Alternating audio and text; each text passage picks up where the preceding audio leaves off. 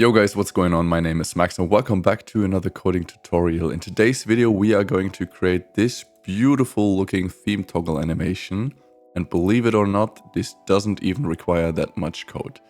So without further ado, open your favorite code editor and let's get ready to code. So as you can see, I already prepared some simple code. I have a wrapper element containing a headline and some text, and also a button that will toggle between the themes. We're going to change from light theme to dark theme and the other way around. The light theme is going to be the default. You can see I have already some CSS in here, but it is collapsed because it's just to position the things you see here the way they are, but it's not relevant for what we are going to build. So first of all, select the root element and we are going to define some colors. First of all, the text color is going to be some dark color, and the background color is going to be a light color because the light theme, as I said, is going to be the default theme. I also want to implement an accent color, in this case light blue. This is going to be used for the button background, and we also change this when switching from light to dark and the other way around. Next up, we also want to declare a variable that will tell us how fast the theme toggle animation will run or how long it will run. And that's it for the root element. Next up, we are going to define the variables that we are going to use for the dark theme. I'm going to create this dark class and I copy these three color variables, paste them in here, and I'm going to change the text to something lighter, and I'm going to use this as the background color, and as the accent color I'm going to use Rebecca Purple. Right, so first of all, let's set the colors. The body should by default use the color text, and background color should be the color background. And next up, we are going to style the toggle theme button, which has the background color var c accent, and the color should also be color text. As you can see here, it changed to light blue in the background. All right, so now we need to make the theme toggle work. To make this work, we are going to jump in the JavaScript. And first of all, we are going to select the button toggle by document query selector. And we select it by the class toggle theme, it's called. And then we append an event listener, button toggle dot event listener. We listen for click and we pass the function toggle theme. Next, we need to define this function, of course. So function toggle theme, don't need to pass any arguments. And basically all we do here is setting document body class list dot toggle dark. So this is already toggling the theme between light and dark, but this obviously is not the result that we want. We want this fancy looking animation. So to do that, we are going to use something that is called viewTransition. And we don't want to apply this to the body, we are going to apply this to the root element. So first of all, let's get this. I'm going to call this root document element. This is going to be the root element. And now we use the start viewTransition, document.start viewTransition. And we pass it a function. And inside of here, we basically do the same thing that we did earlier, toggle dark. So now this viewTransition is basically transitioning between the two states before this function and what happens inside. So if I click this now, you can see it doesn't instantly change, it fades, because this is the default view transition that's happening. But we want this circle to happen, right? To make this work, we need a little bit more in the JavaScript, and we also need to calculate some bits and pieces to pass to our CSS. First of all, let's calculate where the circle animation should start. And I want this to start in the center of this button, so we need to calculate this first. Let's get some variables that we need to work with from our button element. So we want to get the top offset, the left offset, the width and the height of button toggle. And we can get this by calling get bounding client rect. So, and now we define our X position where the circle should start. And this is done by using the left plus width divided by 2. And for the Y coordinate, we are going to do top plus height divided by 2.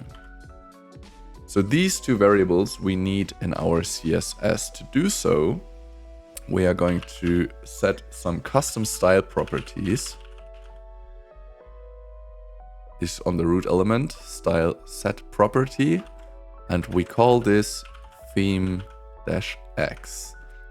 And we pass it x plus pixel.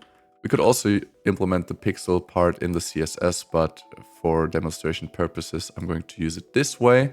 We copy this line and do the same thing for the Y coordinate. And also we need to pass how big the circle should grow. For this, we need a little helper function, but let's already add this here. So theme radius, basically. And here we need to define a helper function that will calculate the circle radius depending on how big the viewport is. So obviously the circle doesn't have to grow as big if the whole viewport is small, but if the viewport is bigger, it has to grow bigger. So we call this get circle radius, and we pass it x and y. Next, we are going to define this function down below, get circle radius.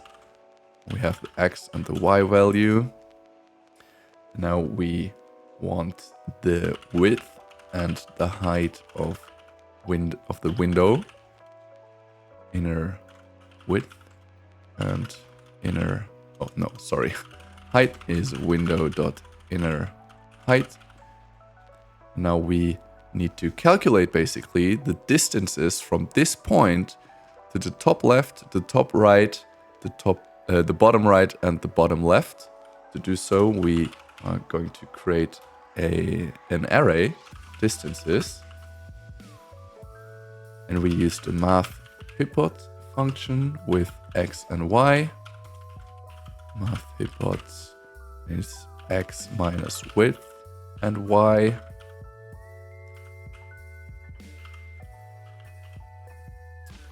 Can't type right now, it seems. Y minus height. And the last one is going to be x minus width and y minus height. Right, so now this function needs to return the biggest number of those. We can do this by using mathmax and the spread operator with distances. And this should return the biggest number in here. This is what we are going to use for the radius. All right, so now nothing really different happens because we did not change the CSS yet. So this is the next step. This is basically all the JavaScript that we need for this to happen. Let's go back to the CSS. So first of all, the view transitions, they have a default animation. And we don't want to animate the old state. You can think about this, the view transitions, they have the old state of the website. and the new state of the website. And we only want to animate the new state of the website. So if we are coming from the light theme and we want to toggle to the dark theme, we only want to apply the animation to the dark theme, because this is going to grow over the old version of the website basically. And to get rid of the default transition, view transition old, and we apply this to the root, the view transition element root. And here we are going to set animation to none. So that way it doesn't have a transition on the old version. Let's see how this looks now. Yes, so one way, this way, it stops. You can see it stopped immediately. And now we want to animate the new view transition of root. It's called view transition new, also the name of root. And here we want to use a custom animation that we call theme, and it should run theme duration. This is what we defined here, 1 second. We want it to run 1 time. I'm going to use ease in and out as a timing function, and the fill mode is going to be forwards because I want this to stop at the last frame of the animation. Right, now we need to obviously create this keyframe animation, keyframes, with the name theme, and we create a from block and a to block. The whole circle animation is created by using the clip path.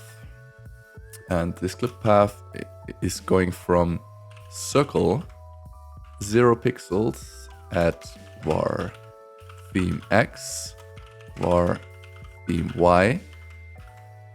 So you can imagine the new theme. So if I click here, the dark theme that is going to be created starts in the center of the button with a circle and a radius of 0 pixels, so it's not visible. But we want it to grow from here to the predefined radius that we are calculating right here.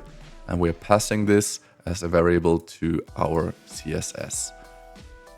So we need to put the to clip path circle, and here we are going to use theme radius at, and it's also going to be the same as here. We can copy this, the theme X and Y, paste it in here, and that should already do the trick. So basically you can think about this, that if you click this, 2 versions of your website are going to be on top of one another, and the old version, in this case the white theme, is not being animated, and the new theme that is going to be the view transition new root will get the animation to grow this circle from the center of this button to cover the whole page. So let's check it out, and there you go.